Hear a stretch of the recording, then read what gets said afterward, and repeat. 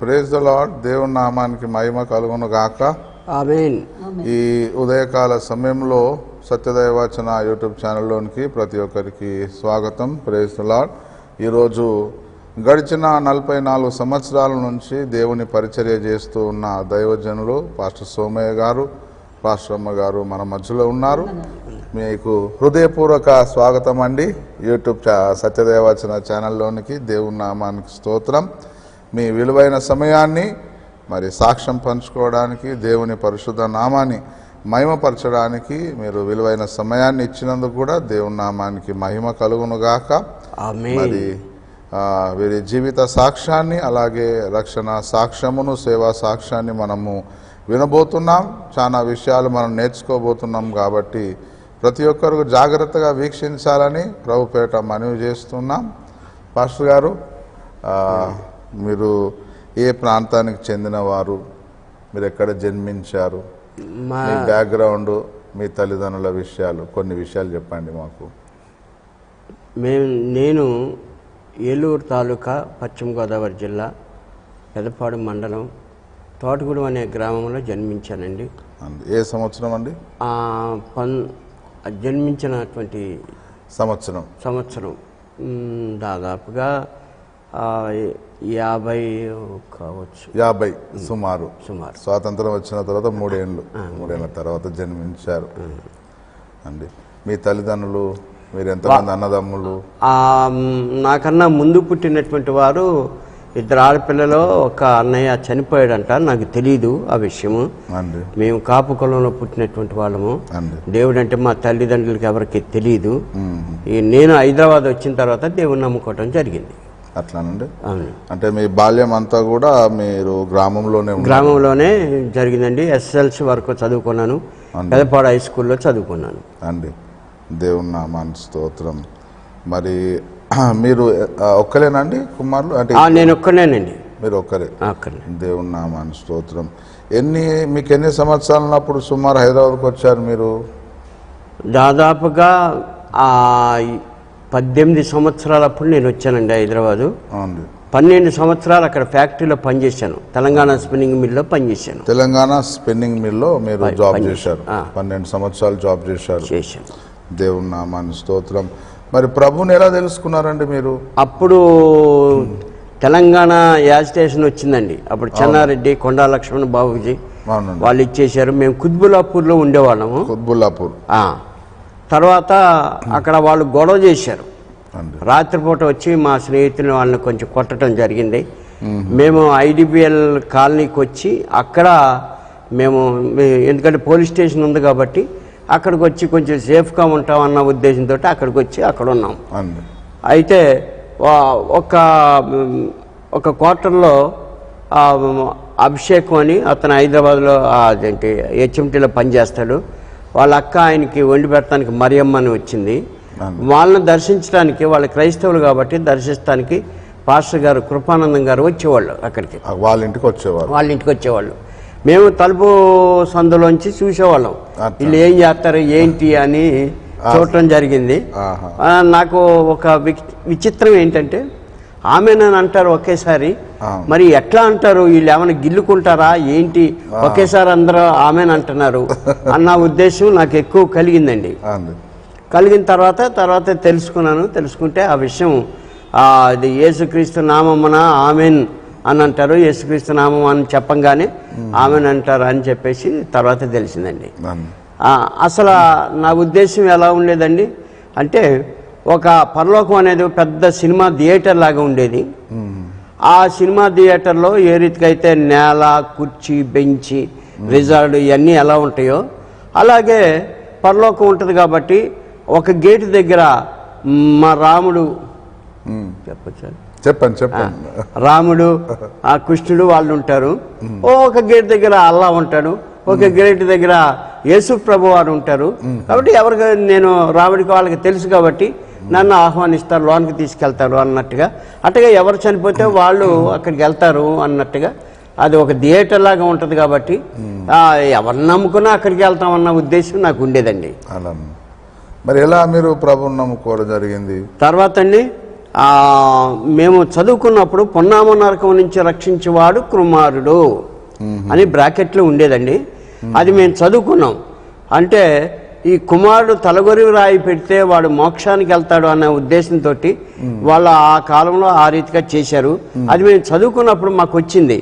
కానీ యేసుక్రీస్తు అన్న కుమారుని కనుక కలిగి ఉంటే ఆ పొన్నామ నరకం అనేది ఆ పొన్నామ నరకం దాటబడుతుంది, రక్షించబడతారు, దేవుని రాజ్యానికి వెళ్తారు అన్న ఉద్దేశంతో నేను యేసుప్రభు వారిని నమ్ముకోవటం జరిగిందండి. ఎవరు చెప్పారండి మీకు ప్రభు గురించి?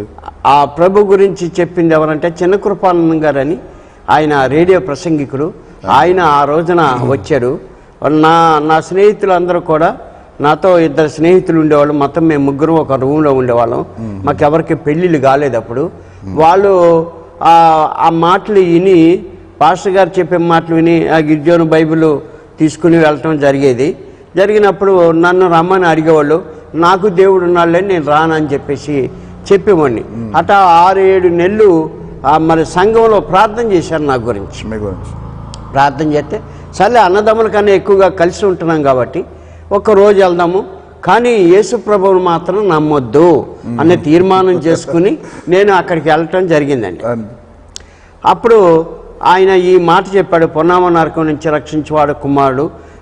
ఆ కుమారుడు కాదు, యేసుక్రీస్తు అన్న కుమారుడు కనుక కలిగి ఉన్నట్టయితే ఆ పొన్నామ నరకం అనేది రక్షించబడుతుంది, అక్కడి నుంచి వాళ్ళు దాటించబడతారు, దేవుని రాజ్యానికి వెళ్తారు అన్న విషయం ఆయన విశదీకరించి చెప్పాడు. కాబట్టి అప్పుడు ఆ రాత్రి నాకు మనసులో బాగా వేదన కలిగింది. ఇప్పుడు దాకా నేను నమ్ముకున్నది, మా నాన్నకి నేను తలగర రాయి పెడితే మా నాయన వెళ్ళిపోతాడు, నాకు రేపు పొద్దున పుట్టిన పిల్లలు తలగొరి పెడితే నేను వెళ్ళిపోతాను అన్న ఉద్దేశం ఉండేది. మరి ఆయన వివరించి చెప్పాడు, కొంతమందికి పిల్లలు ఉండరు, కొంతమందికి ఆడపిల్లలే ఉంటారు, మరి వాళ్ళు ఎలా వెళ్తారు, దేవుడు అనేవాడు అందరినీ ప్రేమిస్తున్నారు కదా అన్న ఉద్దేశం ఆయన ఇంకా వివరించి చెప్పినప్పుడు నాకు ఇక ఆ రోజున పోరాటం మొదలైంది. నా హృదయంలో పోరాటం మొదలయ్యి నేను మా పాస్టర్ గారి దగ్గరికి వచ్చి, మరి అయ్యా నేను పూజ చేయటానికి మరి అరటిపళ్ళు కావాలా, మరి ఏం కావాలి అని అడిగినప్పుడు ఆయన ఏమి లేదు మోకాళ్ళు వేసి ప్రార్థన చేస్తే ఆయన బిడ్డగా నిన్ను తన జీవగ్రంథంలో రాసుకుంటాడని చెప్పినప్పుడు ఆ రీతిగా పాస్టర్ గారి దగ్గరికి వచ్చి ఆయన ప్రార్థన చెప్తే నేను చేశాను. ఆ రీతిగా జరిగిందండి. ఆ రీతిగా నేను యేసుప్రభుని నమ్ముకోవటం జరిగింది. అంటే మీరు సుమారు 18 సంవత్సరాలప్పుడు యేసుప్రభుని నమ్ముకున్నారు? 18-19 సంవత్సరాలప్పుడు 19 సంవత్సరాలప్పుడు నమ్ముకున్నాను. మరి మీరు ప్రభువుని నమ్ముకున్న తర్వాత మీ ఇంటి వారు, బంధువులు కానీ తల్లిదండ్రులైన వారు కానీ ఏమన్నా ఆబ్జెక్షన్ చెప్పారా? చాలా అభ్యంతరం చెప్పారండి. నేను సామాన్యంగా హిందూ కులంలో అట్లా పుట్టాను కాబట్టి ఆ రీతిగా మరి మా తల్లి తండ్రి ఇద్దరు, మా నాన్న రాలేదు కానీ మా తల్లి వచ్చింది, వచ్చి చాలా గొడవ పెట్టిందండి. గొడవ పెట్టి యేసు ప్రభువుని ఎందుకు నమ్ముకున్నావు, ఏ రీతిగా మన లెక్క ఏంది, మన పద్ధతి ఏంది, నేను చిన్నప్పటి నుంచి దేవుని భయం భక్తులు అంటే ఆ రీతిగా ఆ నిష్టలో పెంచబడ్డావు కదా, నువ్వు వచ్చి ఇక్కడ దేవుని నమ్మటం ఏంటి అని అంటే నేను కూడా ఆమెకు వాక్యం చెప్పడం జరిగినప్పుడు నా తలనొప్పి ఉంది, నా నెత్తి నొప్పి ఉంది, ఆ నెత్తి నొప్పి పోతే నేను నమ్ముతానా అని చెప్పేసి అంది. చిన్నప్పటి నుంచి ఆమెకు నెత్తి నొప్పి ఉండేది. చాలాసార్లు ఆకులు ఈ ఆకులు ఎవరో ఏది చెప్తే అది తీసుకొచ్చి కట్టేవాడిని. నేను కట్టినప్పుడు తగ్గలేదు, అట్టగే ఉండేది. సరే నీ గురించి ప్రార్థన చేస్తావమ్మా అని చెప్పి ఆమెని సాగనంపాను. అక్కడ ఖైరతాబాద్లో మా చుట్టాలు కూడా ఉన్నారు, అక్కడ ఈనాడు బిల్డింగ్ వెనకాల వాళ్ళు కూడా చెప్పారు. ఇక్కడ హైదరాబాద్ వచ్చిన వాళ్ళందరూ యేసుప్రభుని నమ్ముతారా అని చెప్పేసి అని ఇక తర్వాత వెళ్ళిపోవటం జరిగింది. ఆమె గురించి ప్రార్థన చేస్తే ఆ నెత్తి నొప్పి రాకుండా అయిపోయింది. ఆమె కూడా దేవుని నమ్మి మా గ్రామంలో ఒక సంఘంగా ఏర్పడి అప్పుడు ప్రార్థన చేయటం మొదలుపెట్టారు, యేసుప్రభు గురించి చెప్పటం, అదంతా జరిగింది. మీ ఫాదర్ తరఫున ఆబ్జెక్షన్ రాలేదండి? మా ఫాదర్ తరఫున ఇక ఏమీ లేదండి. ఆయన కొంచెం డ్రింకరు, తాగుతాడు. మా అమ్మాయి అన్నిటికీ కొంచెం ముందు ఉండేది. మీ బంధువుల తరఫున ఎవరన్నా? బంధువుల తరఫున అందరూ అన్నారు, నువ్వు అటైతే నువ్వు అంటరానుడు అది ఇది అని చెప్పేసి అని అన్నారు. అన్నా సరే వాళ్ళ మాటలు నేను పట్టించుకోలేదు. హైదరాబాద్ వచ్చాను, అక్కడ ఫ్యాక్టరీలో 12 సంవత్సరాలు పనిచేశాను. తర్వాత ఇక్కడ నిమ్మపల్లి అనే గ్రామం వచ్చాము. అక్కడ సేవా పరిచర్యలో దేవుడు నన్ను పిలిచాడు కాబట్టి ఆ రీతిగా రావటం జరిగింది. అంతకుముందు ఒక ఆయన చూసి మీరు దేవుని సేవ చేస్తారని చెప్పేసి అని అన్నారు. ఎవరండి? ఆయన ప్రార్థనా ప్రభావం రాసిన ఆయన భాస్కర్ గారు, కేజీ భాస్కర్. ఆయన అన్నాడు అంటే లేదు నాకు సేవ చేయాలని ఉద్దేశం లేదు, ఇదే ఫ్యాక్టరీలో పని చేసుకుంటా ఈ రీతిగానే ఉంటానని చెప్పేసి అని అన్నాను. సరే ఎప్పటికైనా మీరు సేవ చేస్తారు అని చెప్పేసి ఆయన ప్రవచించాడు అనమాట. నాకు అటువంటి ఉద్దేశం లేదు అని చెప్పేసి అన్నాను. తర్వాత మా మిషన్ దగ్గర ఒక అతను స్వామినాథన్ అని అతను చెయ్య ఇరుకుపోయింది, చాలా కష్టమైంది. హైదరాబాద్ ఈఎస్ఐ హాస్పిటల్లో జాయిన్ చేశారు. వెళ్ళి చూసి వచ్చాం. ఇక్కడ తొడ మీద ఉన్నటువంటి మాంసం తీసి ఇక్కడ ఇదంతా వేశారు. వేసిన తర్వాత ఇక దేవుడు చెప్పాడు, నీకు కూడా అలా అయితే ఎలా, ఏదో కొంత నష్టం ఇచ్చేసి తీసేస్తారు, నువ్వు పని చేయవు కదా అని చెప్పేసి అన్నప్పుడు మా భార్య కూడా చెప్పింది. చెప్పినప్పుడు సరే నిజమే కరెక్టే, మరి ఒకవేళ దేవుని చిత్తం కాబట్టి ఇట్లా జరిగితే మరి ఏం చేస్తామని అప్పుడు రిజైన్ చేయటం జరిగిందండి. ఎన్నో సంవత్సరంలో రిజైన్ చేశారండి మీరు? 1978వ సంవత్సరంలో, అంటే 77వ సంవత్సరంలో రిజైన్ చేశాను. రిజైన్ చేశారండి. సుమారు 12 ఏళ్ళు మీరు జాబ్ చేశాను. అంటే 66లో మీరు హైదరాబాద్కి వచ్చారు. యాక్చువల్లీ 67లో వచ్చానండి. 67లో వచ్చారు. దేవుని నామానికి స్తోత్రం. అమ్మ మీరు చెప్పండి, మీరు ఎక్కడ జన్మించారు, మీ జన్మస్థలము, మీ గ్రామము, మీ ఇంటి విషయాలు. నేను పశ్చిమ గోదావరి జిల్లా ఏలూరు పట్టణంలో నేను జన్మించానండి. మా అమ్మ నాన్న టీచర్లు. మాది హిందూ కుటుంబం, కాపులు మేము.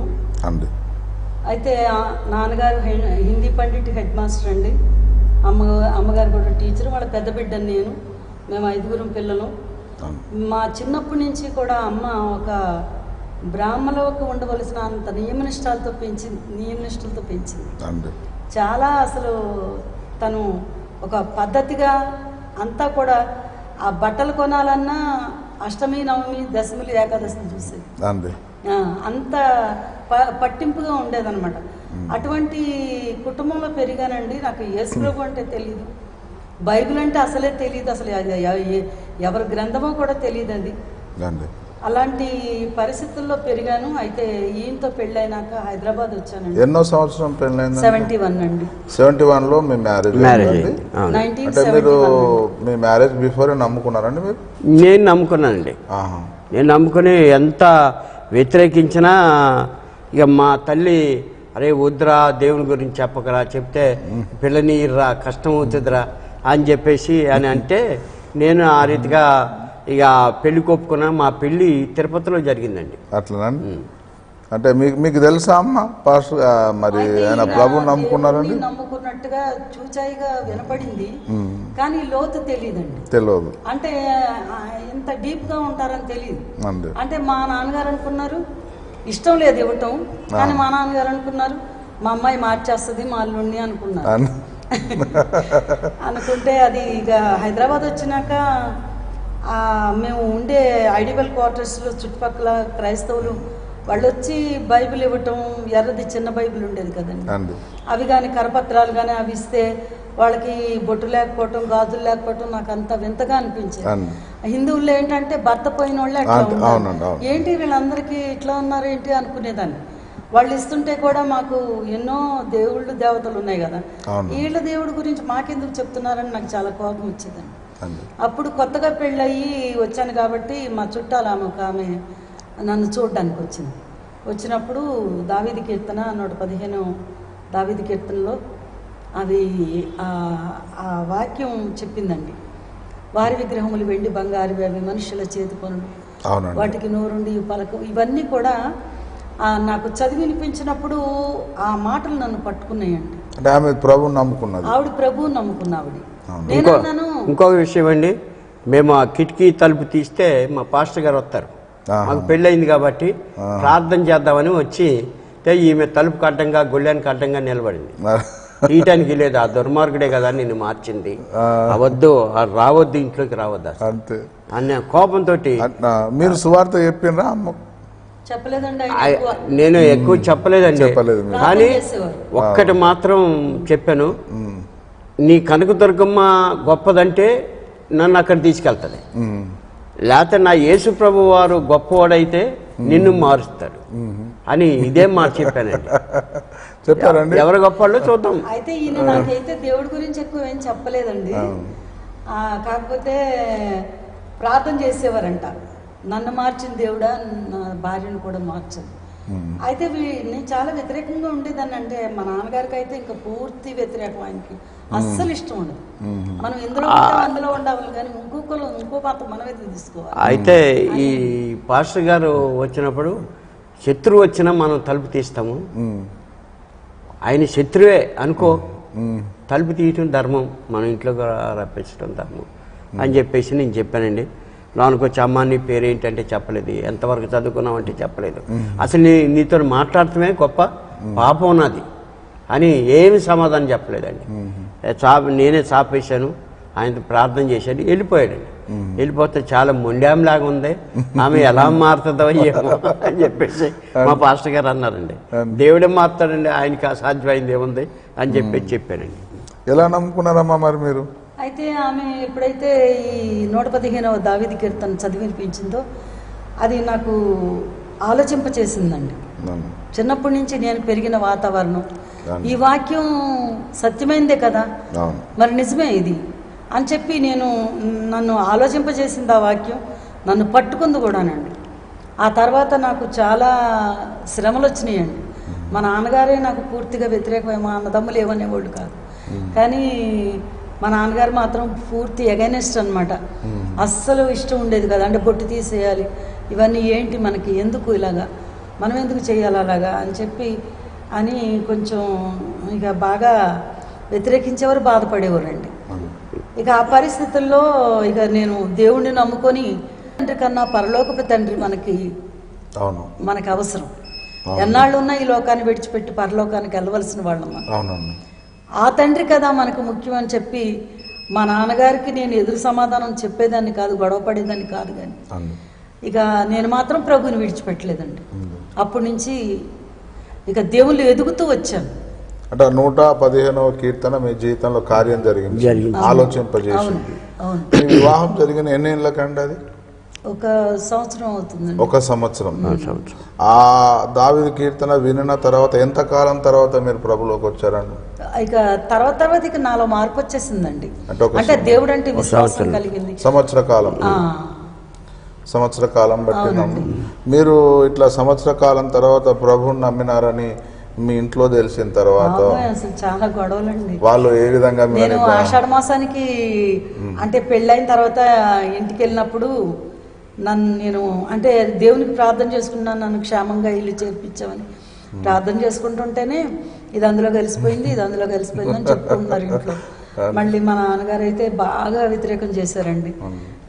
ఎందుకు ఆ దేవుడిని ఎందుకు నమ్ముకోవాలి, మనం ఎందులో పుట్టామో అందులో ఉండాలి కానీ అని అంటేను ఇంకా నేను ఆయనకి ఎదురు సమాధానాలు చెప్పేది. ఆయన బాగా తెలిసిన ఆయన, ఎక్కువగా కమ్యూనిస్ట్ సిద్ధాంతాలు ఉండేవి ఆయనకి. అందుకని ఇంకా నేను ఎక్కువ గొడవ పడేదాన్ని కాదు, కానీ నా దేవుణ్ణి మాత్రం నేను విడిచిపెట్టలేదండి. ఒక 15 రోజులు ఉంటానని ఏలూరు వచ్చిందండి. వస్తే వాళ్ళ నాన్న నువ్వు బొట్టు అవన్నీ తీసేసావు, వాళ్ళ అమ్మగారు ఏంటంటే బట్టలు చీరలు అవి ఇప్పించమని అంటే వెనకాల వెళ్తుంటే నువ్వు బొట్టు పెట్టుకుందే నా వెనకాల రావద్దు, నువ్వు నాకు అందరు తెలిసిన వాళ్ళు ఉన్నారు, వాళ్ళు ఏమనుకుంటారని చెప్పేసి అంటే ఇక నీ మాట నేనేది ఏంటని వెంటనే 3 రోజులకే వచ్చేసిందండి హైదరాబాద్. అంటే మాకు క్రైస్తవులు కానీ యేసుప్రభు కానీ బైబిల్ కానీ అసలు దాని గురించి ఏమీ తెలియదండి. మరి మీ అన్నదమ్ములు ఎప్పుడు వ్యతిరేకించలేదండి, ఎవరేమలేదండి. నాకన్నా చిన్నోళ్ళు వాళ్ళు నన్ను వ్యతిరేకించలేదు. మీ బంధువర్గం కొంచెం బొట్టు పెట్టుకోకపోతే హీనంగా చూస్తారు కదండి చుట్టాలు, అలాగా కొంచెం ఉండేది. బొట్టు పెట్టుకుందే ఇప్పుడు పండగలకు వెళ్ళినా కొంచెం మేము పక్కన ఉండేవాళ్ళం అండి. ఎందుకంటే బొట్టు పెట్టుకున్న వాళ్ళే చేసేవాళ్ళు ఆ పనులు. ఒకసారి వీళ్ళ తమ్ముడు పెద్ద స్కూల్ కట్టాడండి కాకినాడలో. ఆ స్కూల్ కట్టినప్పుడు అక్క నువ్వు బిందుతో నీళ్లు తీసుకురా, సత్యనారాయణ వ్రతం జరుగుతుంది ఇక్కడ అని చెప్పేసి అంటే, లేదురా నేను తీసుకురాను. అప్పుడు నేను పిలిచి చెప్పా, మేము యేసుప్రభు నమ్ముకున్నాం, ఆయన కొరకే బతుకుతాము, నువ్వు పిలిచినా సరే ఏదైనా పిలవకున్నా సరే పర్వాలేదు, మేము రాము, నీళ్లు తీసుకురావాలి. ఇక దాన్ని బట్టి ఇక నువ్వు పిలిస్తే వస్తాం, వచ్చి ఓ బంధువులాగా కూర్చుని వెళ్ళిపోతాం, నువ్వు పిలవలేదనుకో మేమేం బాధపడం అని చెప్పేసి నేను చెప్పానండి. అప్పటి నుంచి ఇక అంటే బ్రాహ్మణుడు ఒకవేళ అలా మా బామ్మర్దులు పెళ్ళిళ్ళు అయినప్పుడు కూడా ఏదో టవలేసి ఇట్లా లాక్కుంటారండి. లాక్కున్నప్పుడు కూడా నేను చెప్పాను, వాళ్ళే చెప్తారు మా బావగారికి బొట్టు పెట్టద్దు అని చెప్పేసి. ఇక వాళ్ళు దేవుని నమ్ముకున్నారు, దేవుని పని చేస్తున్నారు, దేవుని స్తోత్రం. వాళ్ళకి ఏ కష్టం వచ్చినా నాకు ఫోన్ చేస్తారండి, అక్క మీరు ప్రార్థన చేయండి అది అవుతుంది, సక్సెస్ అవుతుంది అని చెప్తారండి. మీ బాల్య స్నేహితులు ఎవరన్నా మీకు ఇబ్బంది కలుగజేశారండి? ఆ బాల్య స్నేహితులు ఏమి నా ఇంటి పక్కన ఉన్నవాడు ఒకడు జంగాలోడు ఉండే, ఒక సాకలు అతను ఉండే, వాళ్ళు బాగా ఫ్రెండ్స్ అనమాట. ఇంకా మిగతా వాళ్ళు కూడా ఇప్పుడు నాతో పాటు చదువుకున్నటువంటి వ్యక్తి ఆయన సేవ చేస్తున్నాడు, దేవుని స్తోత్రం. ఇక అందుకని నాకు పెద్ద వాళ్ళ నుంచి వ్యతిరేకత అనేది రాలేదు అండి. దేవుని స్తోత్రం. సరే, మీరు సేవకు ఎట్లా వచ్చిండండి? సేవకు ఇలా రావడం జరిగింది? అదే సేవకు రావటం ఎట్లా అంటే అండి, ఇక ఆయన భాస్కరరావు గారు చెప్పారు, ప్రవచనం చెప్పారు, ఇట్లా సంగతి మీరు సేవ చేయండి, నేను కొంచెం సాయం పంపిస్తాను మీకు అని చెప్పేసి అని అన్నాడు. అంటే మాకు సేవ చేయాలన్న ఉద్దేశం లేదు మాకు అసలు అని చెప్పేసాను. తర్వాత ఈ స్వామినాథన్ అతనికి ఆ మిషన్లో ఆ చెయ్యి ఇరుకుపోయింది కాబట్టి ఇదంతా మొత్తం కొట్టుకుపోయింది, ఎముకలు కనపడుతున్నాయి. హైదరాబాదు ఆ ఎర్రగడ్డ హాస్పిటల్, ఈఎస్ఐ హాస్పిటల్ ఉంది, ఆ హాస్పిటల్లో జాయిన్ చేస్తే మేము కూడా వెళ్ళి చూసి వచ్చాము. ఇక అప్పటి నుంచి నాకు కొంచెం దర్దర మొదలైంది.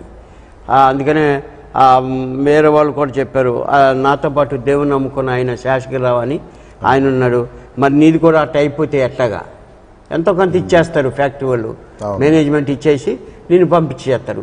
అప్పుడు ముందే నమ్ముకుని దేవుని పని చేయటం గొప్ప, లేకపోతే ఇదంతా ఏదో నష్టం జరిగిన తర్వాత నమ్మి ఆయన పని చేయటం ఏదో నువ్వు బాగా ఆలోచన చేసుకున్నప్పుడు ఆ మాటతోటి నాకు మనసు మారిందండి.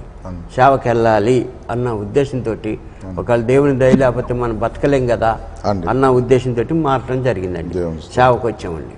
అది సుమారు ఎన్నో సంవత్సరం అన్నది? ఇప్పుడు 43వ సంవత్సరం అండి. అప్పుడు సేవకు వచ్చింది 1978 సంవత్సరం జనవరి 6న నేను నింపల్లి వచ్చానండి. అంటే మీరు స్వతహాగా వచ్చారా, ఎవరన్నా పంపారా? ఎవరన్నా పంపించారు, ఏహెచ్ వాళ్ళు పంపించారు, ఇంటింటి సువార్త చేసేవాళ్ళు. వాళ్ళు మా డైరెక్టర్ ప్రతాప్ కుమార్ గారు ఉండే, ఆయన పంపించాడు. మీరు ఎప్పుడు వస్తానంటే మాకు సంతోషం, మీ బ్యాక్గ్రౌండ్ అంతా మాకు తెలుసు కాబట్టి నువ్వు ఎప్పుడు వచ్చినా సరే పంపిస్తానన్నాను. ఒక నెల ముందు రిజైన్ చేయాలి, ఫ్యాక్టరీలో పర్మనెంట్ జాబ్ కాబట్టి ఒక నెల ముందే రిజైన్ చేసి దాని ప్రకారం నేను నింపల్లికి వచ్చానండి. అప్పటికి ప్రభు మీకు పిల్లల్ని ఇచ్చారండి? భార్య ఉంది, భార్యని 3 నెలల తర్వాత తీసుకొచ్చాను, ఇక్కడ అన్ని చూసుకుని 3 పిల్లలు అప్పటికే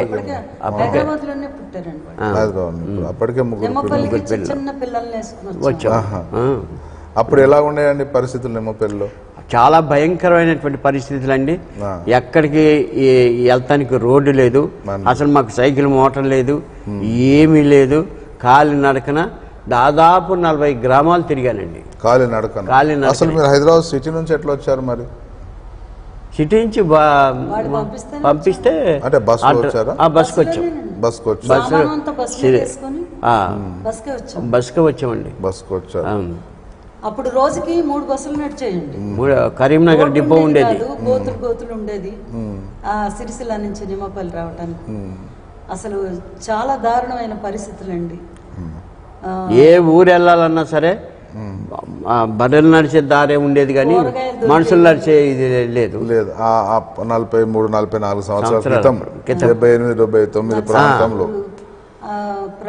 ప్రభావం కూడా ఉండేది. అప్పుడు అన్నల ప్రభావం ఉండేదండి. ఉండేది. మరి వెళ్ళిన కొత్తలోనే ఒక అతన్ని కాలు చేయి నరికి చంపేశారు. చూసి మేము వెళ్ళిన కొత్త, నిమ్మపల్లికి వెళ్ళిన కొత్త సంవత్సరంలో స్కైలా పట్టం కూడా అప్పుడే అవునండి, అప్పుడే 79లో. అది మీరు కాలినడకన 40 గ్రామాలు వరకు 27 సంవత్సరాలు కాలినడకనే తిరిగాము. 27 సంవత్సరాలు కాలినడకలో సైకిల్ కూడా లేదండి అప్పుడు. అండి. అప్పుడు 2 వీలర్ ఇచ్చారు దేవుడు.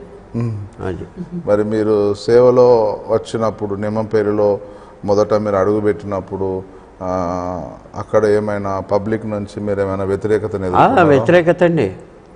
ఒకసారి కొంతమంది యేసుప్రభుని నమ్ముకున్నారు, బాగా తాగుబోతు వాళ్ళు. ఈ మనిషి వచ్చిన తర్వాత వాళ్ళు తాగుడు మానేశారు.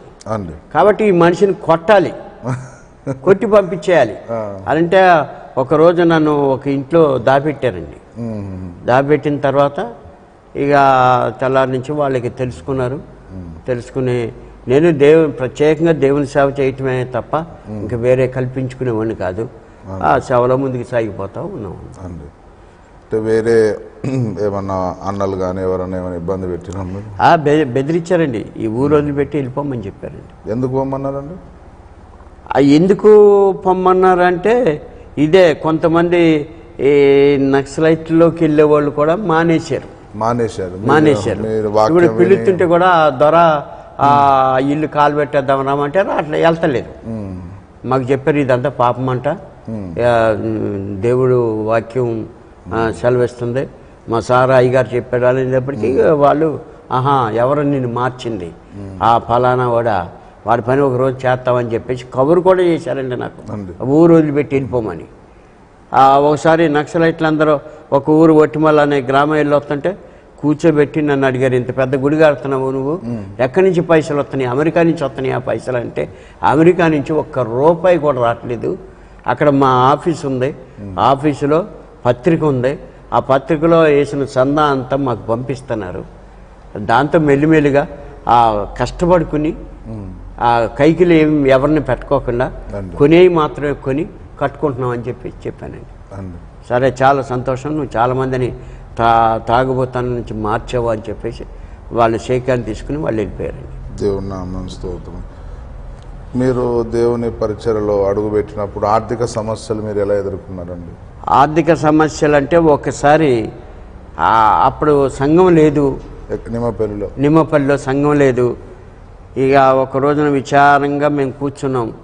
ఆ రోజు బియ్యం లేవు, ఏమీ లేవు, ఎవరిని అడుగుతారన్నా కొత్త, ఎవరు నన్ను నమ్మరో అని ఆలోచన చేస్తుంటే ఒక ఆయన ఆర్ఎంపీ డాక్టర్గా చేసేవాడు, మా ఇంటి ఎదురుగానే ఉండేవాడు. అప్పుడప్పుడు వచ్చి కూర్చుని వెళ్తూ ఉంటే దేవుని గురించి వాదన జరుగుతూ ఉండేది.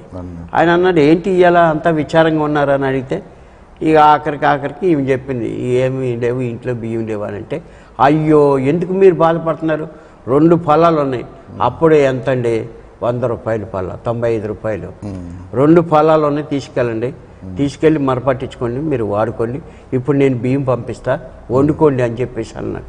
అయ్యో నా దగ్గర అన్ని పైసలు వెళ్ళవో, మరి ఒకేసారి ఇవ్వాలంటే మీరు ₹5 ఇచ్చినా పర్వాలేదు, మీకు ఎప్పుడు పైసలు వస్తే అప్పుడు మీరు ఇవ్వండి, 5 ఇవ్వండి, 10 ఇవ్వండి, నేను తీసుకుంటా అని చెప్పేసి అన్నానండి. అదే పెద్ద మాకు బాధ అనిపించింది. ఆ రీతిగా బాధపడ్డాము. తర్వాత సంఘం పెరిగింది. ఇక సంఘం ఏదో కొద్ది గొప్ప ఇస్తుంటే సరిపోతుందండి. అప్పుడు 75 పైసలు, రూపాయిన్నర అట్లా వచ్చేదండి కానుకలు. ఆయన దేవుడి వైపే చూసామండి. అంటే ఆయన పోషించారు మమ్మల్ని. అంతే, ఆయన ఏ సమయానికి ఏది ఇవ్వాలో అది ఇచ్చాడు, పోషించారు, నడిపించారు. ఏమి కూడా ఆయన పస్తుంచలేదండి. ఒక్క రోజు కూడా. అక్కడ ఎక్కువ మంది లేరు, కొంచెం మంది ఉన్నారు. అప్పుడు చుట్టూతా గ్రామాలకు వెళ్ళినప్పుడు నాకు చిన్నప్పటి నుంచి సినిమా పాటలు అంటే బాగా ఇష్టం. అంటే రేడియోనే ఉండేదండి అప్పుడు మా చిన్నప్పుడు. అది కూడా కరెంట్కి పెట్టుకునే రేడియో, ట్రాన్సిస్టర్ కాదు. నా పెళ్లికి మా అమ్మమ్మ కొనిచ్చింది ట్రాన్సిస్టర్. అప్పుడు అది గొప్ప. ఆ పాటలు వచ్చినప్పుడు నాకు పాటలు అంటే ఇష్టం కాబట్టి ఆ సినిమా పాటల వెనకాల నేను కూడా పాడుతూ ఉండేది. ఆ ఇంట్రెస్ట్ని బట్టి సేవలోకి వచ్చినప్పుడు అక్కడ తెలంగాణ పాటలు అద్దంకి దావిది గారి భజన కీర్తనలని పుస్తకం ఉంది. అందులో కొన్ని పాటలు ఉంటాయి. అక్కల రవినరి ఉయ్యాలో, ఆశ్చర్యమో కథను ఉయ్యాలో, చక్కనైన వాడు ఉయ్యాలో, స్వామి క్రీస్తయ్య ఉయ్యాలో. మన పాపముల కొరకు ఉయ్యాలో, మనుషుడై వచ్చిన ఉయ్యాలో, అద్భుతములు చేసే ఉయ్యాలో, ఆశ్చర్యముగుతాను ఉయ్యాలో. కానానులో పెళ్లి ఉయ్యాలో, కార్యమప్పుడు యేసు ఉయ్యాలో. నేను ద్రాక్షారసము ఉయ్యాలో, తీరుగా చేసిన ఉయ్యాలో. ఎవరు రారు వెంట, నీకెందుకు తెలియదు ఏలని తంట. ఎవరు రారు వెంట, ఎవరు రారు వెంట, నీకెందుకు తెలియదు ఏలని తంట. ఎవరు రారు వెంట, అవి ఇవి నావని అదరి పడకుము, ఎవరికి నేనని ఎగురు చెడకుము. విధానమంతయు ఓడిద సమము, సౌ మాత్రమే చేరున స్థలము. ఎవరు రారు వెంట, నీకెందుకు తెలియదు ఏలని తంట. ఎవరు రారు వెంట. అల్లో నేరెడలో, అల్లో నేరెడలో, అల్లల్ల నేరేడి అల్ల నేరేడి, అల్లో నేరెడలో, అల్లో నేరెడలో, అల్లో నేరెడలో, అల్లల్ల నేరేడి అల్ల నేరేడి, అల్లో నేరెడలో. గుంటోళ్లకు కాళ్ళిచ్చి, గుడ్డోళ్లకు కళ్ళిచ్చి, గుంటోళ్లకు కాళ్ళిచ్చి, గుడ్డోళ్లకు కళ్ళిచ్చి, చచ్చినోళ్ళ లేపినావా యేసు దేవ దేవ. చచ్చినోళ్ళ లేపినావా యేసు దేవ దేవ. అల్లో నేరెడలో, అల్లో నేరెడలో, అల్లల నెరెడి అల్ల నెరెడి, అల్లో నేరెడలో. ఇలాంటి పాటలు పాడుకుంటూ ఊరు బజార్లో నిలబడి పాటలు పాడితే సాయంత్రం పూట ఈయన నేను కొంతమంది వెళ్ళేవాళ్ళం అండి. ప్రతి ఊరికి వెళ్ళినప్పుడు అక్కడ ఎవరు లేరు కాబట్టి ఆశ్రయం ఇచ్చేవాళ్ళు ఎవరు లేరు. ఆ చెట్టు కింద నిలబడి పాటలు పాడుతుంటే యేసుదేవుని కథ చెప్తున్నారంట అని చాపులు అవన్నీ వేసుకుని వచ్చి కూర్చుని వినేవాళ్ళు. ఈ పాటలన్నీ ఇష్టంగా వినేవాళ్ళు అండి, ఎందుకంటే వాళ్ళు చక్కగా అర్థమవుతున్నాయి, పాటలా ఉన్నాయి కదండి. అవన్నీ విన్నప్పుడు సార్ వాక్యం చెప్పినప్పుడు అట్లా ఈ చుట్టుపక్కల సువార్త 40 ఊళ్ళకి, దాదాపుగా 40 ఊళ్ళకి సువార్త చెప్పామండి. అనేక సంఘాలు ఏర్పడినాయి. దేవుడి దయ వల్ల ఈ వయసులో కూడా మమ్మల్ని ఇంకా దేవుడు వాడుకుంటున్నారు తన సేవలు. ఎంతమంది సేవకులు అయ్యారండి? ఇప్పుడు దాదాపుగా నేను ఇక అన్నీ మానేశానండి. అంటే 40 ఊళ్ళలో కూడా సంఘాలు అయినాయి. నేను అక్కడికి వెళ్తలేదు. ఇప్పుడు 7 సంఘాలకు మాత్రం వెళ్తున్నాను. 7 సంఘాల్లో నా చేత బాప్తిసం పొందినటువంటి వాళ్ళని ఏర్పాటు చేశాం, వాళ్ళే చూసుకుంటున్నారు. అప్పుడప్పుడు నేను వెళ్తాను. దేవుని నామమున స్తోత్రం. ఈ 44 సంవత్సరాలలో మీరు ఎప్పుడైనా మతోన్మాదులను ఎదుర్కొన్నారా? మతోన్మాదులు అంటే మీరు బలవంతంగా ఎందుకు మత మార్పిడి చేస్తున్నారు అని ఆ విధంగా వాళ్ళన్న మీరు ఎదుర్కొన్నారా? అయితే ఇప్పుడు వచ్చిందండి. ఇప్పుడు ఎవరన్నా ఒక కులంలో ఉన్నటువంటి ఒక వ్యక్తి నమ్మితే ఏదో అనారోగ్యం చేతనో దేంతనో వచ్చి అయ్యా మా దగ్గరికి రండి ప్రార్థన చేయండి అని అంటే వాళ్ళ దగ్గరికి వెళ్ళి ప్రార్థన చేస్తే ఆ కులపోళ్ళు వచ్చి ఆ పెద్ద మనుషులు వచ్చి అవన్నీ మీరు ఎందుకు నమ్ముకున్నారో వెళ్తానికి వీల్లేదని ఆటంకపడుతున్నారు. దాదాపుగా 10 సంవత్సరాల నుంచి 10 సంవత్సరాల నుంచి మతోన్మాదులను ఎదుర్కొంటున్నారు. మీ జీవితంలో ఈ 44 సంవత్సరాలు ప్రభు సేవలో మీరు ఉన్నారు. సేవా జీవితం అంటే అంత సామాన్యం కాదు, మీకు కూడా తెలుసా? ఆర్థిక ఇబ్బందులు ఉంటాయి, ఆరోగ్య సమస్యలు ఉంటాయి, సంఘంలో ఇబ్బందులు ఉంటాయి. ఎప్పుడన్నా మీకు విరక్తి పుట్టిందా, చికాకు అనిపించిందా ఎప్పుడన్నా? ఆ సేవ గురించి ఎప్పుడో అయ్యో ఈ సేవకు వచ్చామని బాధ కలగలేదు, కానీ సేవలో చాలా బాధలు పడ్డాం అండి. ఎందుకంటే ఒకసారి ఒక ఊరు జనగాల అనే ఊరికి వెళ్ళాము. అక్కడ ఇక వాక్యం చెప్పాను. ఒక ఆమెకి దెయ్యం పట్టింది. దెయ్యం పడితే వాళ్ళ నాయన వాళ్ళ కొడుకు నమ్మాడు, వాళ్ళ బాపు వాళ్ళు నమ్మల. ఎక్కడ కొండ్రాపేటకి వెళ్ళాలి, అక్కడ బయలుల దగ్గరికి వెళ్ళి దించిపించాలి, అప్పుడు దెయ్యం పోతుందని వాళ్ళ తండ్రి. కొడుకు సార్కి కవర్ చేద్దాం, సార్ వస్తాడు అంటే మేము ఆటోమేటిక్గా ఆ రోజు వెళ్ళాము. అక్కడికి వెళ్ళినప్పుడు ఇక ప్రార్థన చేస్తే వెళ్ళిపోయింది. వెళ్ళిపోతే అరే కొట్టలేదు, చేయలేదు, ఏమి లేదు, నల్ల కోడి అనలేదు, కళ్ళు అనలేదు, ఏమనలేదు, ఉత్తిగా వెళ్ళిపోయింది. ఏంటి అని చెప్పేసి తండ్రికి కూడా విశ్వాసం కలిగి ఆయన కూడా బాప్తీసం తీసుకున్నాడు. తీసుకున్న తర్వాత ఆ రోజున సార్కి 3 కోళ్ళు కొయ్యాలి అని చెప్పేసి అని అన్నారు. ఇక కొద్దిగా తిన్నాం. ఆ రాత్రి పడుకోవాలంటే కోడి పేను, విపరీతమైన కోడి పేను. ఇక రాత్రి అంతా నిద్రపోవాల, అట్టగా ఉండి తెల్లారి లేచి ఎన్నోనండి. అటువంటి మీకు ఉదాహరణకు ఒక మాట చెప్పాను కానీ పంచుకోండి. ఒకసారి రుద్రాంగి అనే ఊరు, అంటే మా ఊరు నుంచి రుద్రాంగి వెళ్ళాలంటే అడవిలోనే చాలాసేపు నడవాలి, కొన్ని 1-2 గంటలు నడవాలి.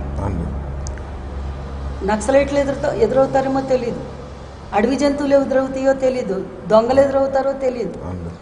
ఇక్కడ పోలీసు ఎస్ఐ గారు ఉండేవారు, ఫ్రాన్సిస్ గారు. మీరు వెళ్ళారు సార్, ఆమెను కూడా ఎమ్మడి పెట్టుకెళ్తారు ఏంటంటే ఈయన ఏం భయపడేవారు కాదండి. నన్ను కూడా ఎమ్మడి పెట్టుకొని తీసుకెళ్ళేవారు. ఒకసారి ఉదయాన్నే బయలుదేరి వస్తున్నాము, విపరీతమైన ఆకలి, తట్టుకోలేకపోతున్నాను అనమాట ఆకలికి. అప్పుడు హోటళ్ళు ఏమున్నాయండి, హోటళ్ళు లేవు, ఏమీ లేవు. అప్పుడు ఒక తెలిసిన వాళ్ళు మా గ్రూప్లో ఒక ఆమెకి వాళ్ళ అక్క ఎవరో ఉంటారు, వాళ్ళ ఇంటికి తీసుకెళ్తే ఆమె సైకిల్కి వెళ్తాను కానీ ఆమె రోటి కారం నూరుకొని అన్నం వండుకొని ఉంచుకుంటే ఆ అన్నం పెడితే ఇంకా ఏ కోడి కూర పనిచేయదు అనిపిస్తుంది. అంత టేస్ట్గా, అంటే ఆకలి రుచారు కదా అన్నట్టుగా. అట్లాంటి పరిస్థితులు ఎన్నో సార్, ఎన్నో చూసామండి. ఒక్కొక్కసారి ఏమయ్యా సార్, ఒక ఊరు వెళ్ళి ప్రార్థన పెట్టి ఆ రాత్రికి అక్కడే పడుకోవాలి, ఇంక వేరే దారి లేదు కదా రావడానికి. అయితే ఆ 2 కిలోమీటర్ల దూరం నడిచొచ్చి అక్కడ బస్సు రోడ్డు మీదకి వచ్చి బస్సు ఎక్కాలి. మేము ఉదయాన్నే పరుగును వస్తా ఉన్నాం, ఒక్కోసారి చూస్తా ఉన్నాం బస్సు. మధ్యాహ్నం దాకా కూర్చునే వాళ్ళం అండి. అక్కడ చెట్టు నీడ కూడా ఉండేది కాదు, ఒక్కోసారి చెట్టు నీడ ఉండేది కాదు, ఒక టీ ఉండేది కాదు. పొద్దున్నే లేచి మేము పరిగెత్తుకుంటూ వచ్చేవాళ్ళం. ఒక్క 2-3 నిమిషాల తేడాతో బస్సు వెళ్ళిపోయింది. ఇంకా మధ్యాహ్నం దాకా అక్కడే కూర్చొని ఉండాల్సి వచ్చేదండి. రోజుకి 3 బస్సులు అండి. సంవత్సరానికి ఒకసారి మిరపకాయలు కనపడే, పచ్చిమిరపకాయలు పడినప్పుడే అంతే. అటువంటి పరిస్థితులు సార్, చాలా ఘోరమైన పరిస్థితులు, ఎన్నో పరిస్థితులు. ఆ పరిస్థితులన్నిటికీ తట్టుకుని నిలబడ్డాం. ఒక్కసారి కూడా మేము అనుకోలేదు ఈ సేవకి ఎందుకు వచ్చాం మేము, ఆ సిటీ వదిలిపెట్టి ఇక్కడికి ఎందుకు వచ్చాం మేము అని ఒక్కసారి కూడా మాకు అనిపించలేదు సార్. ఎందుకంటే మాకు ఇక్కడ ఎవరూ లేకపోయినా దేవుని బిడ్డల ప్రేమను బట్టి మేము ఈ 43 సంవత్సరాలు ఇక్కడ నిలబడిపోయామండి. అదొకటే కారణం అండి, దేవుని ప్రేమ, దేవుని బిడ్డల ప్రేమ. అంతకు మించి వేరే నాన్న వాళ్ళు ఎవరు లేరు ఇక్కడ. కనీసం మాకు ఏదైనా ఆపదొచ్చినా ఆదరించేయటానికి కూడా నాన్న వాళ్ళు ఎవరు లేరు. కానీ సంఘస్థులంతా మా వాళ్ళేనండి. అంత ప్రేమగా చూస్తారు కాబట్టే అసలు ఆ బాధ అనేది మాకు కలగలేదు. అదండి ఈ సేవలో ఇప్పుడు దాకా కూడా ఆ ప్రేమను వాళ్ళు చూపిస్తున్నారు. అందరిని బట్టి మాకు ఎప్పుడు కూడా విరక్తి అనేది కలగలేదు. అనేక ఊళ్ళలో నేను నీళ్లు పోసుకుని పిసుకుని తాగిన రోజులు ఉన్నాయండి అన్నం. ఎందుకంటే వాళ్ళు ఏదో పాపం సేవకులు వచ్చారు కదా అని ఏదన్నా చేస్తే బోల్డంత కారం వేసేవాళ్ళు. ఆ కారానికి నాకు భయం వేసి నీళ్లు పోసుకుని, పెరుగు అంటే లేదు వాళ్ళకి తెలీదు, నీళ్లు పోసుకుని పిసుకుని తాగిన రోజులు చాలా ఉన్నాయండి. అటువంటి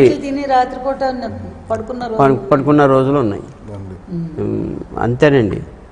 అయినా ఎప్పుడు కూడా సేవ గురించి అరే ఇక్కడికి ఎందుకు వచ్చామని బాధపడలేదు. దేవుడు దయగలిగిన దేవుడు, దేవుడు ప్రార్థన ఆలకించేవాడు. ఆయన సన్నిధిలో ప్రతిఫలం మా పిల్లలకి ఇచ్చాడు. మరి మీ పిల్లలు ఇప్పుడు సేవకుని పిల్లలకు కూడా ఇబ్బందులు వస్తుంటాయి.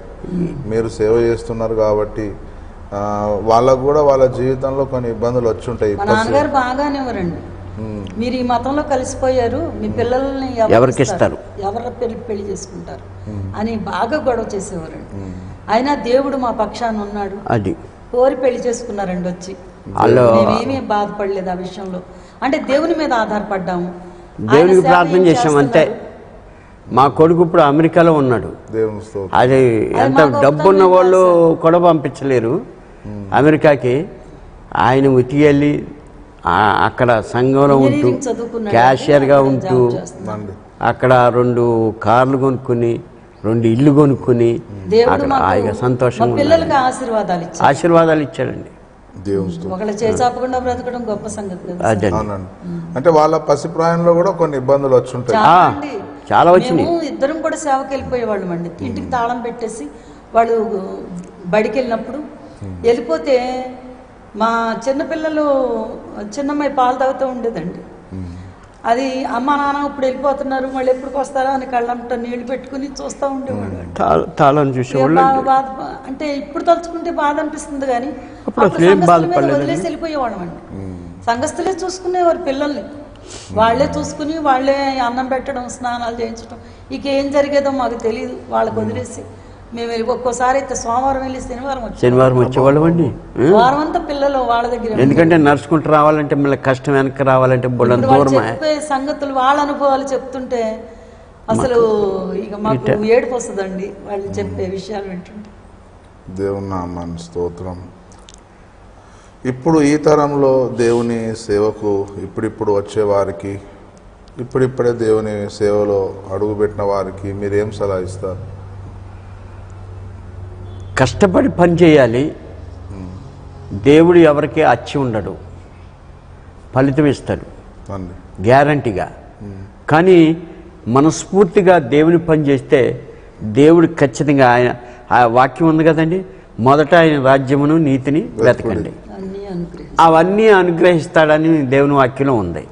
కాబట్టి ఏంటంటే యథార్థమైనటువంటి సేవ చేసి ముందుకు సాగిపోతే దేవుడు నిన్ను నీ పిల్లల్ని ఆయన కంటికి రెప్పలా కాపాడుతాడు. ఒకవేళ ఆ రీతిగా చేయకుండా ఏదో దేని గురించో చేస్తామంటే అది దేవుడు మెచ్చేది కాదు. హృదయాలు తెలుసుకున్నటువంటి వాడు దేవుడు కాబట్టి దేవుడు చూసుకుంటాడు అందరినీ, అంతే. దేవుని స్తోత్రం. పాస్టమ్మ గారు, మరి ఈ తరము పాస్టమ్మలకు మీరు ఇచ్చే సలహా, ఎందుకంటే మీరు పాస్టర్ గారితో కూడా అడవిలలో తిరిగారు, చలనక వర్షమనక ఎండనక. మీరు చెప్పిన సందర్భాలు చూస్తే ఇప్పటి వాళ్ళకి అవన్నీ అసలు పరిచయమే లేదు. మీరు ఏమంటారో మేము ఉరికొస్తున్నాం కానీ బస్సు మా కళ్ళ ముందే పరిగెత్తుకొని పోతున్నది, మళ్ళీ మధ్యాహ్నం దాకా కూర్చోవాలి, ఇంటికాడ పిల్లలు వాళ్ళు ఎదురు చూస్తూ ఉంటారు ఈ పరిస్థితులు. మరి మీరు చలనక ఎండనక వర్షం అనక చిన్న పసిపిల్లలను కూడా వదిలిపెట్టి మరి ఇట్లా పరిచర్య చేశారు. నేటి తరంలో మరి చాలా మంది ఈ విధంగా చేయలేకపోతున్నారు. వాళ్ళకి ఇప్పుడైతే అన్ని సవలతులు ఉన్నాయి, బస్సులు ఉన్నాయి, కార్లు ఉన్నాయి, 2 వీలర్స్ ఉన్నాయి, ఆటోలు ఉన్నాయి, ట్రైన్లు ఉన్నాయి, ఎన్నో సవలతులు, మొబైల్ ఫోన్స్ ఉన్నాయి, అన్నీ ఉన్నాయండి. మరి ఈ దినాల్లో చాలా మంది ఇట్లా చేయలేకపోతున్నారు. బట్ మీరు వారికి ఏం ప్రోత్సాహం ఇస్తారు? నేను సలహా చెప్పేంత గొప్పదాన్ని కాదు కానీ ప్రోత్సాహం, కాకపోతే ఎప్పుడైతే భర్త సేవ చేస్తున్నాడో భార్య ఎప్పుడు సహకారంగానే ఉండాలండి. ప్రతి విషయంలో సహకారంగా ఉన్నప్పుడు ఆ సేవ ఇంకా అభివృద్ధి జరుగుద్ది, కొనసాగుద్ది. ఎందుకంటే ఇప్పుడు దాకానా ఉండడం, ఇంత రాత్రి దాకానా వదిలిపెట్టి ఉండడం, పిల్లలు నేను ఏం కావాలి ఇట్లా కొంతమంది అనేవాళ్ళు ఉంటారు కావచ్చు. అయితే మరి సేవకు వచ్చినాక సహించుకోవాలి, మరి తప్పదిగా సమర్పించుకుని భర్తతో పాటు తిరిగితే ఆశీర్వాదం ఉంటుంది, అది లేకపోతే ఉండదు. మీరు చాలా విషయాలు చెప్పారంటే అప్పుడు మీకేం సవలతులు లేవండి. ఇప్పుడు ఈ తరానికి జనరేషన్కి అన్ని అసలు సిటీలో మాకు నడిసే అలవాటే లేదండి. ఎక్కడికన్నా వెళ్ళాలంటే రిక్షా ఎక్కేవాళ్ళం అండి. అప్పుడు ఆటోలు లేవు, అవును, రిక్షా ఎక్కి వెళ్ళేవాళ్ళు. సినిమాకి వెళ్ళాలన్నా రిక్షా ఎక్కి వెళ్ళేవాళ్ళు. చిన్నప్పుడు బాగా సినిమాలు పిచ్చి కదండి. అయితే ఇక్కడికి వచ్చినాక, నిమ్మపల్లి వచ్చినాక ఎక్కడికి వెళ్ళినా నడకే. మరి ఆ నడక కూడా ఎందుకో కష్టం అనిపించేది కాదండి. అడవుల్లో మళ్ళీ వెళ్ళడం, అడవిలో అసలు ఏముంటాయండి, అంత జంతువులు అసలు ఎవరు కనపడరు. అయినా సరే మరి దేవుడు ఆ భయపడే మనసు రానివ్వకుండా దేవుడు అలాగా నడిపించాడండి ఆయన. మా ఊర్లో ఒక ఆమెకి, తెనిగామెకి దేవుని నమ్ముకోలేదు. ఆమెకి ప్రార్థన చేయటానికి వెళ్తే నువ్వు ఇక్కడికి కూడా వస్తున్నావా అని అడిగింది ఆ దెయ్యం నన్ను. ఆమె ద్వారా నేను నీ భయానికి ఊరు చివర ఇప్ప చెట్టు మీద ఉంటున్నాను, ఎండకి ఎండుతున్నా, వానకి తడుస్తున్నా, కానీ ఇప్పుడు ఈమె మీ దేవుని నమ్ముకున్న ఆమె కాదు కదా, ఇక్కడికి ఎందుకు వచ్చావు నువ్వు అని అడుగుతుందండి. వెళ్ళిపోమని చెప్పినప్పుడు వెళ్ళిపోయిందండి. అట్లా ఎన్నో అద్భుతాలు దేవుడు చేశాడండి. మేము దేవుడు వచ్చిన కొత్తలో వాడుకున్నాడు. ఎందుకో బాగా దురాత్మలు బాగా ఉండేయండి, బాగా దెయ్యాలు పట్టినోళ్ళు బాగా ప్రార్థన చేస్తే పడిపోయేవాళ్ళు. అది అంత అపవిత్రాత్మలు బాగా ఉండేయండి. ప్రార్థన చేసిన పొద్దున అన్నీ పోయినాయండి, ఇప్పుడు ఎవరికీ లేవు. దేవుని స్తోత్రం. ఇప్పుడు క్రైస్తవత్వం మీద మతోన్మాదులు కొన్ని నిందలు మోపుతున్నారండి. వారు ఏమంటున్నారంటే క్రైస్తవ పాస్టర్లు బలవంతంగా మత మార్పిడి చేస్తున్నారు అని చెప్పేసి ఒక నింద మోపుతున్నారు. ఇప్పుడు మీ సాక్ష్యం వింటే మీరు సంతోషంగా మీకు ఆ విషయాలు అర్థమై గ్రహించి దేవుడిచ్చిన వెలిగింపును బట్టి మీరు ప్రభులోకి రావడం మార్చాలంటే అంత తేలికేం కాదు. తేలిక కాదండి. మీరేం జవాబు చెప్తారు? బలవంతాన ఆ బాస్కింగ్ కడితే వాడు ఉంచుకుంటాడండి? ఉంచుకోడు. ఎందుకంటే వాడు బలవంతంగా బాప్తిస్మం ఇచ్చినా మనసు మానేస్తారు కదండి. అసలు మనసు మార్చుకుని వాళ్ళు వచ్చిన వాళ్ళకే మేము ఏదన్నా చెబుతాం, సంఘంలో చేర్చుకుంటాం. కానీ ఆ ఉత్తోళ్ళకి బలవంతాన ఆది చూపించి ఆశ ఇది చూపించి వాళ్ళని సంఘంలో చేర్చుకోవటం అనేది లేదండి. సేవా జీవితంలో అసలు లేనే లేదు. ఒక్కళ్ళని కూడా అట్లా బలవంతం చేసి నువ్వు బాప్తిసం తీసుకో ఎవ్వరికి చెప్పలేదండి. వాళ్ళంతటా వాళ్ళు వచ్చి వస్తేనే అయ్యా నేను దేవుని గురించి తెలుసుకోవాలి, దేవుని నమ్ముకోవాలి, నాకు ఈ బలహీనత ఉన్నది అని అంటేనే వాళ్ళ గురించి ప్రార్థన చేసి వాళ్ళు కొన్ని రోజులు అయిన తర్వాత వాళ్ళు మనస్ఫూర్తిగా దేవుని నమ్ముతారంటే అప్పుడు బాప్తిసం ఇచ్చాం. దేవుడు గొప్పడు అంతేగాని ఎవరిని కూడా బలవంతం చేసిన పని లేదండి. అలాగే మతోన్మాదులు మరొక నిందను కూడా క్రైస్తవ పాస్టర్ల మీద మోపుతున్నారు. ఏమని మోపుతున్నారంటే వీళ్ళకి ఎక్కడి నుంచో అమెరికా నుంచో ఇంగ్లాండ్ నుంచో బాగా ధనం వస్తుంది, ఆ ధనముతో వీళ్ళు పంచుకుంటూ ఇట్లా చేస్తున్నారు అని చెప్పేసి అదొక నింద మోపుతున్నారు. కాబట్టి కానీ మీ జీవితాన్ని చూస్తే ప్రారంభం నుంచి సేవలు ఎన్నో ఆర్థిక ఇప్పుడు 44 సంవత్సరాలు అవుతుంది కదండి అండి. అసలు ఇప్పటికి కూడా ఎవరో ఏది కూడా నాకు ఇలా ₹1 విదేశాల నుంచి రావటం మాకైతే తెలియదు. మా బాబు ఇప్పుడు అమెరికాలో ఉన్నాడు కాబట్టి ఆయన దశంభాగం గానీ ఏదన్నా సేవలు వాడుకోమని మాకు పంపిస్తే ఇంకెక్కడి నుంచి వచ్చే ₹1 ఎప్పుడు తీసుకోలేదు, ఎప్పుడు రాలేదు, ఎప్పుడు ఎవరు కూడా ఇవ్వలేదు. అది మతోన్మాదులు మోపుతున్న నేరం. అనవసరంగా చల్లుతున్నారు ఓర్వలేక. దేవుడి గురించి వాళ్ళకి తెలియదు కదండి. అట్లా మాట్లాడతారండి. ఎవరో ఇంతవరకే ₹1 అంటే ₹1 ఇలా మా కొడుకే ప్రతి నెల పైసలు పంపిస్తాడు, దాంతో తినుకుంటా దేవుని సేవ చేస్తున్నాము. దేవుని స్తోత్రం.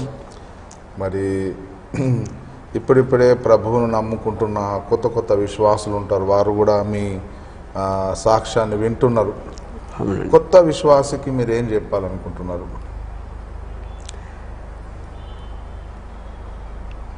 మన దేవుడు గొప్పవాడు, ఆయన మార్గంలో ఉండాలి, వెనుతిరిగి చూడొద్దు. బైబిల్లో చాలామంది వెనుతిరిగి చూసినటువంటి వాళ్ళు ఉన్నారు. ఎందుకంటే ఓర్ప ముద్దు పెట్టుకుంది, వెళ్ళిపోయింది. కానీ రూతు మాత్రం హత్తు గురించి జీవించింది, అంతే. ఆ రీతిగా ఉండాలి. అంతేకాదు ఇప్పుడు వీళ్ళందరూ ఇశ్రాయేలీలందరూ కూడా ఎర్ర సముద్రం దగ్గరికి వచ్చినాక మేము అక్కడికే వెళ్ళిపోతే బాగుంటుంది అనుకున్నారు. వాళ్ళు తిరిగారు, అది వేస్ట్ అనమాట. ఆ రీతిగా వెనక్కి వెళ్ళిపోతే పోగొట్టుకుంటారు, ఆశీర్వాదం లేకుండా అయిపోతుంది. ఇక 8 దెయ్యాలు వచ్చి ఆయన హృదయంలో కూర్చుంటాయి, వాడి జీవితం ఖరాబవుతమే తప్ప ఆశీర్వాదం అనేది రాదు. మేమైతే అనుకుంటాం సార్, ఒకళ్ళ గురించి కాదు, అది యెహోవా తమకు దేవుడుగా గల జనులు ధన్యులు. అంతే, ఆయన్ని దేవుడుగా కలిగి ఉన్నందుకు అదే మాకు గొప్ప భాగ్యం. మా పిల్లలు కూడా అదే దేవుని ఆశీర్వాదంతో చిన్నప్పటి నుంచి దేవుని భయం భక్తిలో పెంచాము. ప్రార్థన చేసేటప్పుడు అందరం కలిసి ప్రార్థన చేసుకున్నాం. అదే ఆశీర్వాదం తప్ప ఇక మాకు వెనకాల మా తాతలు ముత్తాతలు సంపాదించిన ఆస్తులు ఏమి లేవు. దేవుని ఆశీర్వాదం నా గిన్నె నిండి పొర్లి పారుచున్నది, అంతే. దేవుడు లేకపోతే మా జీవితంలో మా కొడుకుని అమెరికా పంపించాలంటే డబ్బున్న వాళ్ళు కూడా ప్రయత్నం చేస్తే వెళ్తలేదు. ఏమి లేవు, ₹1 ఖర్చు పెట్టాల వెళ్ళారు. మా పిల్లలు కూడా ఎంతో బ్రహ్మాండంగా జీవిస్తున్నారు. ఈ రోజున కారులో తిరుగుతున్నారు అంటే అది దేవుని కృపే, దేవుని దయనే, అంతే, వేరే ఏం లేదండి. మీరు ఈ దేవుని పరిచయలోకి వచ్చిన తర్వాత ఏమైనా ఆరోగ్యపరమైన సమస్యలు ఎదుర్కొన్నారండి? ఇప్పుడు వరకు కూడా నాకు 72 సంవత్సరాలండి. ఇప్పుడు ఆమెకు 65 సంవత్సరాలు. ఇప్పుడు ఎప్పుడు కూడా పడుకోవటం కానీ, దేవుడు ఆరోగ్యంగా ఉంచారు, ఊరు వెళ్ళకపోవటం కానీ మాది ప్రణాళిక అనమాట. సోమవారం ఈ ఊరు, మంగళవారం ఈ ఊరు, బుధవారం ఈ ఊరు, గురువారం శుక్రవారం ఈ ఊరు, శనివారం నాడు ఎవరన్నా ఇళ్లలో నిమ్మపల్లిలో ప్రార్థన పెట్టుకుంటూ ఉండటం తప్ప ఎక్కడ కూడా అనారోగ్యత వచ్చింది. నేను మీ ఇంటికాడ ప్రార్థన పెట్టలేను అని వాయిదా వేసుకునేది లేదు. మాట వచ్చిందని చెప్తున్నాను సార్. ఈ కంట్లో నరం 2019 జనవరిలో తెగిపోయిందండి, డిటాచ్ అయిపోయింది ఇది. అయితే చూపు మొత్తానికే లేదు. అమ్మమ్మకు కూడా ఆఖరి వయసులో చూపు పోయిందండి. వాళ్ళకి ఏం జరిగిందో నాకు తెలియదు, కానీ నేనేమనుకున్నా అంటే వాళ్ళకి యేసుప్రభు తెలియదు, కానీ నాకు యేసుప్రభు తెలుసు. నన్ను దేవుడు కాపాడుతాడు, ఆయన బాగు చేస్తాడు అని నేను నమ్మకం ఉందండి నాకు. అయితే 2019 ఫిబ్రవరి 6వ తారీఖున కంటికి 2 గంటల సేపు 2 పెద్ద డాక్టర్లు ఆపరేషన్ చేశారండి హైదరాబాద్లో. నియోరెటినా. దేవుడు నాకు మరలా చూపునిచ్చాడు. నేను బైబిల్ చదవలేక పక్కన అమ్మాయి చదివితే నేను వివరించి చెప్పేదాన్ని, స్త్రీల కూడికలు అక్షరాలు కనపడే కాదండి, అసలు మనుషులు కూడా ఎవరు కనపడేవాళ్ళు కాదు నాకు. అలాంటిది ఈ రోజున మరి బైబిల్ చదవగలుగుతున్నానంటే అది గుడ్డివారికి చూపించిన దేవుడు నాకు కూడా చూపునిచ్చాడండి. నా పట్ల ఎన్నో అద్భుత కార్యాలండి, ఎన్నో మా పట్ల మాకు మంచి చెప్పలేము. అసలు ఈ స్థితిలో ఉన్నామంటే దేవుని కృప, దేవుని దయ అండి, అంతే. మీ ఇంటి వారు కానీ, పాస్టర్ ఇంటి వారు కానీ ఇప్పుడు ప్రభులోకి వచ్చిన వారు ఎవరు ఉన్నారా? మా తమ్ముళ్ళకి అయితే దేవుడు అంటే విశ్వాసమే కానండి, రాలేదు. కొంచెం ఈలోక సంబంధమైన కట్టుబాట్లు ఉంటాయి కదండి, కట్టుబాట్లతో బొట్టు అని నలుగురిలో మరి బొట్టు తీసేస్తే ఎలాగా, అట్లా కొన్ని బంధకాలు ఉంటాయి కదండి, అవి తెంచుకొని రాలేకపోతున్నారు. కానీ ప్రభు అంటే మాత్రం వాళ్ళకి విశ్వాసం ఉంది. ఏ కష్టం వచ్చినా ఏది వచ్చినా ప్రార్థన చేయమని ఫోన్ చేస్తారు. మీ ఇంటి వాళ్ళు వచ్చారండి ఎవరు ప్రభులోకి? మా ఇంటి వాళ్ళు, మా మేనత్త కూతురు వాళ్ళు దేవుని నమ్ముకున్నారండి. వాళ్ళు ఇప్పుడు మంచి విశ్వాసులే, వాళ్ళు దేవుని అది చర్చికి వెళ్తున్నారు. దేవుని నామం స్తోత్రం. మరి చాలా అద్భుతమైన సాక్ష్యం మనం వినున్నాం. దైవజనులు పాస్టర్ సోమయ్య గారు, పాస్టమ్మ గారు ఈ వయసులో కూడా వారు పరిగెత్తుకుంటూ దేవుని సేవ చేస్తున్నారు. మరి ఎన్నో వారు వ్యతిరేకతలను ఎదుర్కొన్నారు, ఎన్నో ఇబ్బందులను ఎదుర్కొన్నారు. ఇప్పటి తరం వారికి అయితే అన్ని సౌలతులు ఉన్నాయి, కార్లు ఉన్నాయి, బైక్స్ ఉన్నాయి, ఆటోలు ఉన్నాయి, బస్సెస్ ఉన్నాయి, అన్ని సౌలతులు ఉన్నా కానీ దేవుని పరిచర్యను సరిగా చేయలేకపోతున్నారు. మరి నిజంగా సువార్తను ప్రకటించు వారి పాదములు ఎంత సుందరములు అన్నట్టుగా దైవజనులు, వారి కుటుంబము కాలి నడకన వారు మరి ప్రయాణం చేసి దేవుని పరిచర్యను చేశారు. అనేక గ్రామాలు తిరిగారు. అంతేకాకుండా మీరు ప్రాముఖ్యమైన విషయం ఒకటి జ్ఞాపకం ఉంచుకోవాలి, వారు వాళ్ళ పిల్లలను కూడా వదిలిపెట్టి వెళ్ళినారు. చాలామంది దేవుని సేవలో ముందుకు పోకపోవడానికి గల కారణం ఏంటంటే పిల్లలను వదిలిపెట్టుకొని వెళ్ళలేరు, ఒక అడుగు ఒక రోజు మరిచి ఉండలేరు, కుటుంబాన్ని మరిచి ఒక రోజు ఉండలేరు.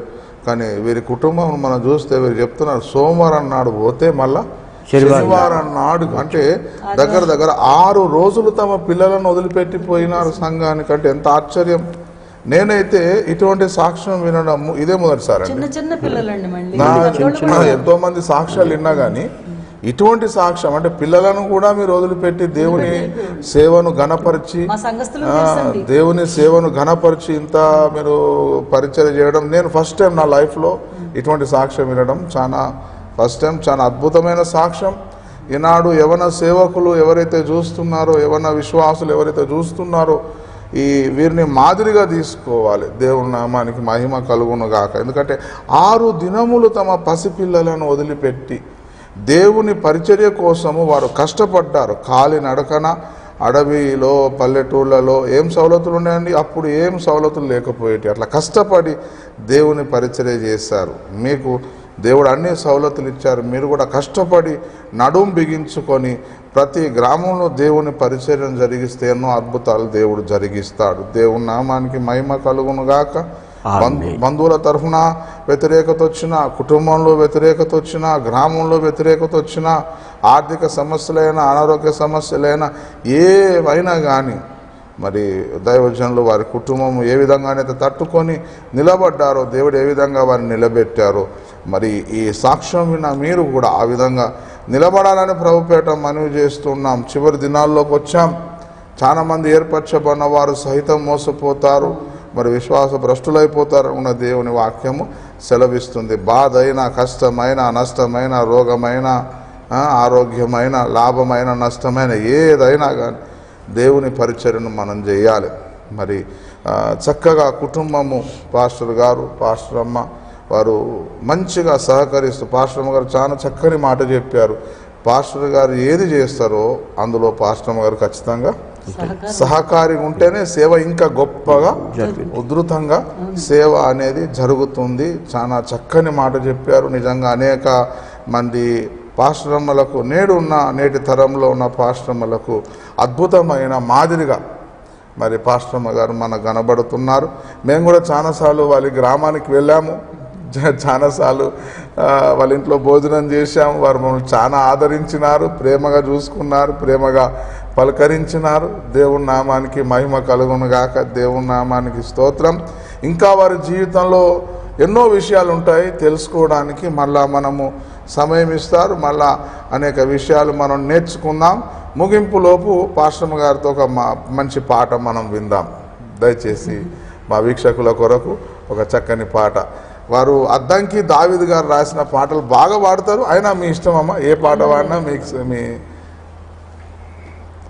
చాలా చక్కగా. అప్పటి పాతకాలంలో అద్దంకి దావీదు గారు రాసిన పాటలు చాలా మంది మర్చిపోయారు. అందులో చాలా ఉజ్జీవం ఉన్నది, చాలా అర్థవంతమైన మాటలు. అవి అర్థవంతమైన పాటలు. ఇప్పటి తరంలో అటువంటి పాటలు మనకు లభించవు.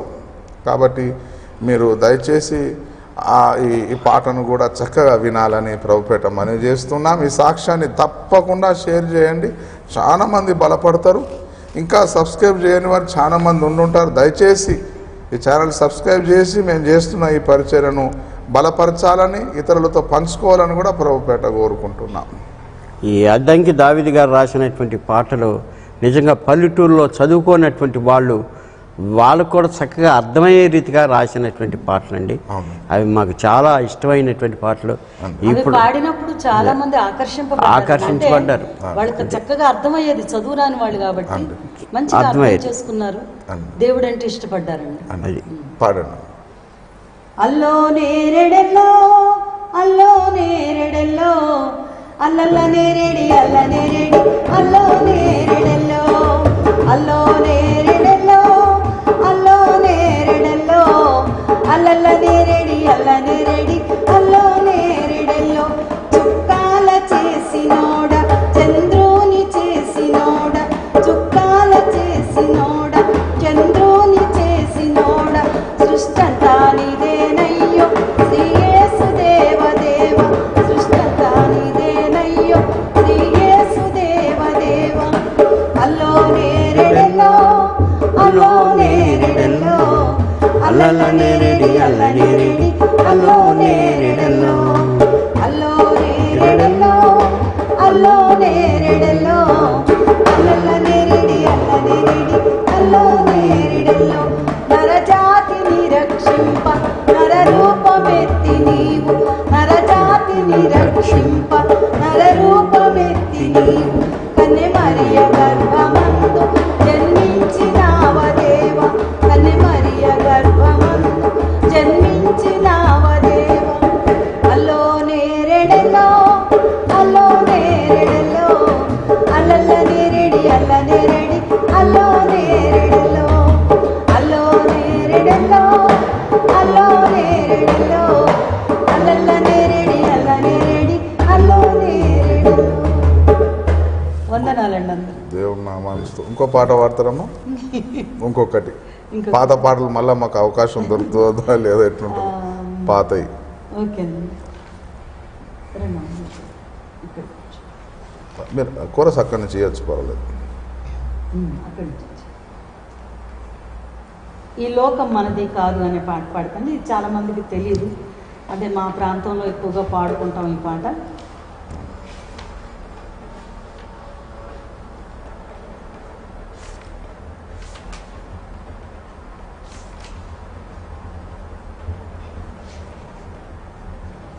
ఒక్క నిమిషం.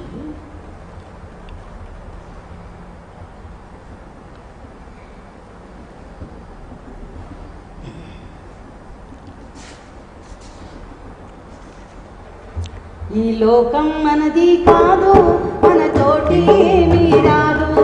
ఈ లోకం మనది కాదు, మన తోటి ఏమీ రాదు. ఈ లోకం మనది కాదు, మన తోటి ఏమీ రాదు. మనకి కాదు, మన తోటి ఏమీ రాదు. ఇది అంతా గాలి మూట, ఇది మనసున బట్టని మాట. ఇది అంతా గాలి మూట, ఇది మాట. ఈ లోకం మనది కాదు, మన తోటి ఏమీ రాదు.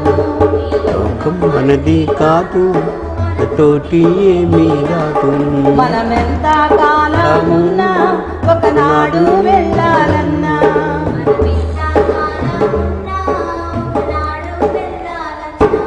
ఆనాడు ఉందామన్నా మనలను ఉండాలియాలన్నా.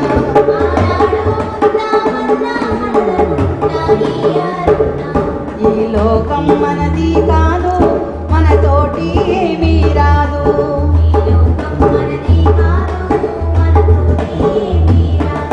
నీకు భార్య బిడ్డలున్నా, నీకు కొడుకులు కోడళ్ళున్నా,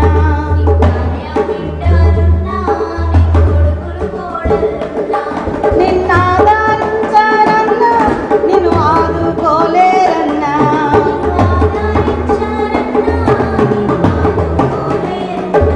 ఈ లోకం మనది కాదు, మన తోటి ఏమీ రాదు. తోటి ఏమీ రాదు. మన తనువు నీటి బుడగా, అది మలచిన మట్టి బొమ్మ.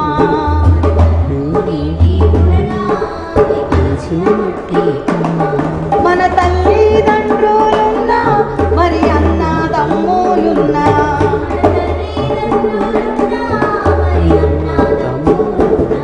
నిన్న పాలేరోరన్నా, నిన్నాదుకోలేరన్నా.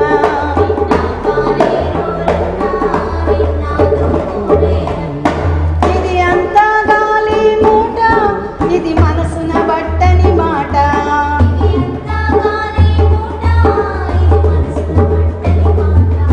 ఈ లోకం మనది కాదు, మన తోటి ఏమీ రాదు.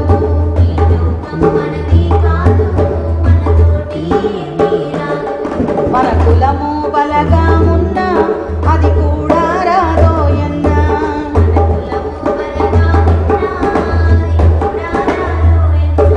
నీకు ధనము ధాన్యమున్నా, అది దరికి రాదోయన్నా.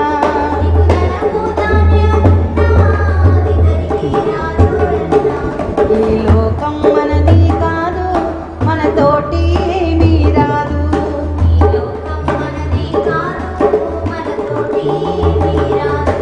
ప్రభు యేసుని నమ్ముకున్న పాపంబు తొలుగును రన్నా.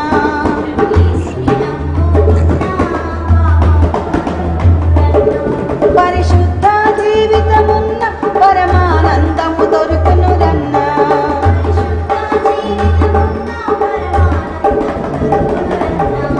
ఈ లోకం మనది కాదు, మన తోటి ఏమీ రాదు.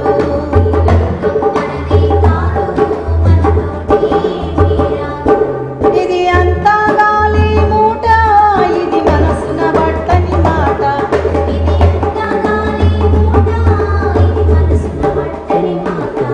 ఈ లోకం మనది కాదు, మన తోటి ఏమీ రాదు.